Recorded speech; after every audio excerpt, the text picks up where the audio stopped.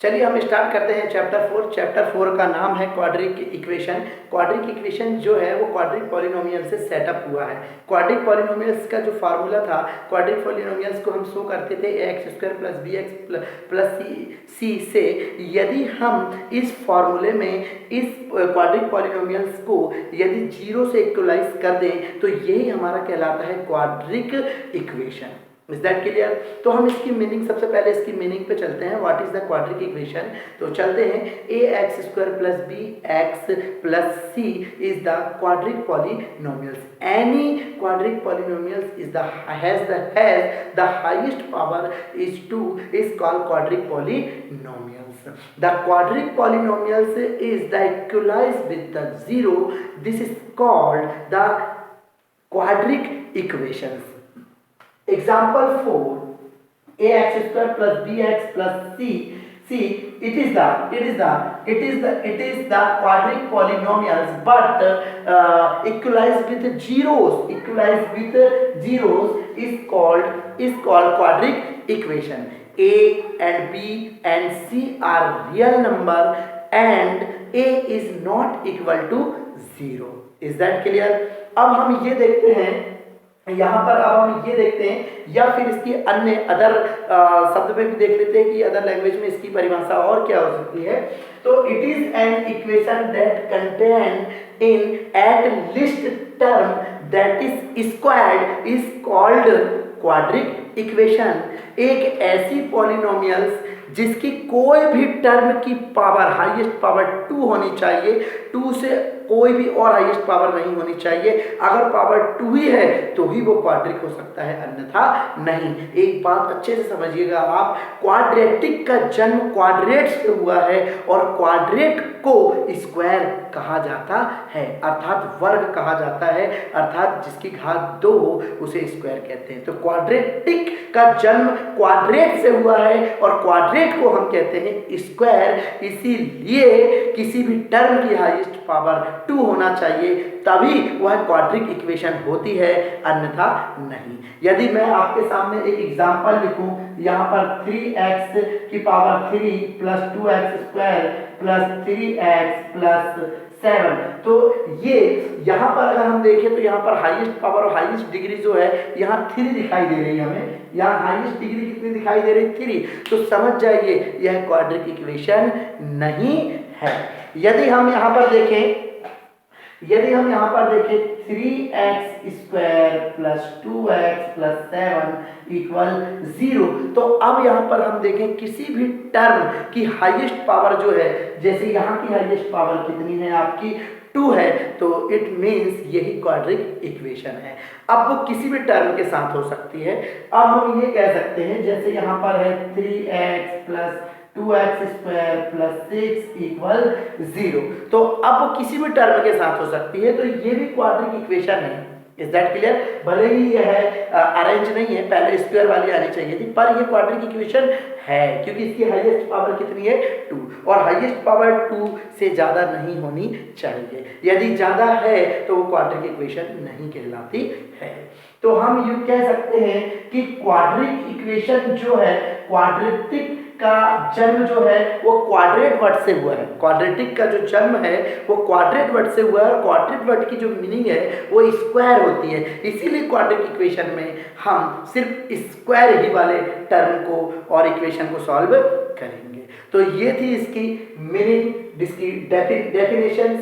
अब हम यहाँ पर हमें देखने को मिला कि यहाँ पे हमने देखा it is an equation that contain in at least one term that is squared is called quadric equations. तो टर्म का मतलब क्या हुआ? What is the term? The term is the algebraic expressions. The algebraic expressions are term is set up into the 2 parts, number parts and variable parts. What is the number part? Number part is the counting part and the variable parts, ए से लेकर Z तक जो part होते हैं वो variable part होते हैं। तो वेरिएबल पार्ट और जो नंबर पार्ट है दोनों कंसिस्ट कर देते हैं हमारी टर्म को, और टर्म से ही हमारी बन जाती है इक्वेशन। पर बट शर्त ये होनी चाहिए कि उस उस इक्वेशन में हाईएस्ट पावर जो है x की या एक्स वाई जेड जो भी है उसकी 2 होनी चाहिए। How to solve the method of the quadratic equation into the 4 method are solving the quadratic equation first factorisation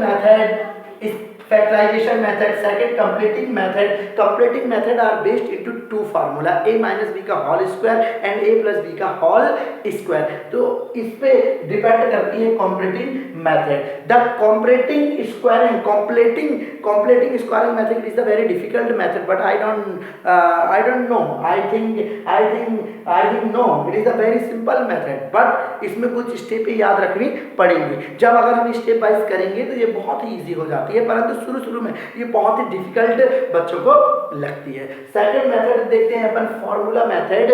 तो फार्मूला मेथड का फार्मूला जो होता है x बराबर minus B plus minus root के अंदर बी स्क्वायर अपॉन 2a, जो B square minus 4ac होता है उसे डिस्क्रिमिनेंट भी कहते हैं, इसे डिस्क्रिमिनेंट का फार्मूला भी कहते हैं। तो इस फार्मूले को आप याद रखेंगे। नेक्स्ट है ग्राफिंग मेथड, और graphic method it is the out of syllabus, तो I am not explain this method because the out of course, it is the out of course, ये आपको नहीं आएगी इसलिए हम इसके बारे में चर्चा यहाँ पर नहीं करेंगे। Is that clear?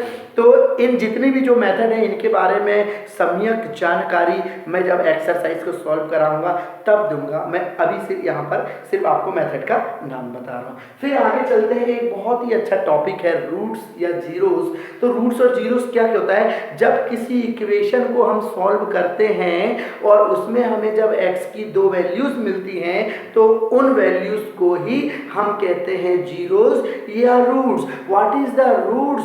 तो the roots is also known as the zeros.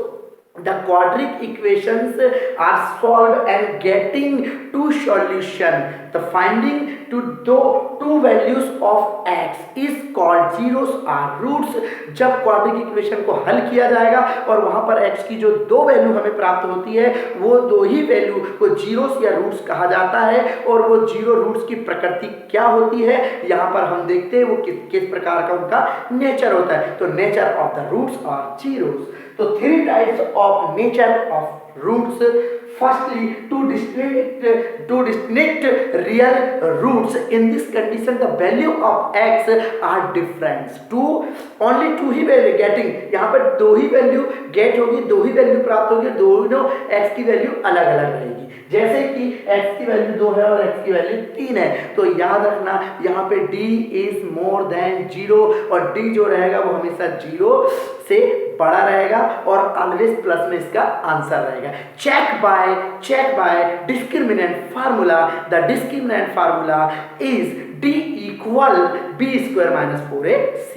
तो इस कंडीशन से आप चेक कर सकते हैं। Next, 2 equal roots, the value of x are equal. यहाँ पर x की वैल्यू दोनों सेम रहेगी, x इक्वल टू, ये मैंने उदाहरण के लिए लिखा हूँ। तो चेक बार यहाँ पे चेक कर सकते हैं, d बराबर बी स्क्वायर माइनस 4ac के फार्मूले से d ऑलवेज 0 रहेगा, यहाँ पर ऑलवेज इक्वल रहेगा। इज दैट इक्वल मतलब 0। Is that clear? आगे चलते हैं। d इज इक्वल मतलब d की जो वैल्यू होगी वो दोनों सेम होगी।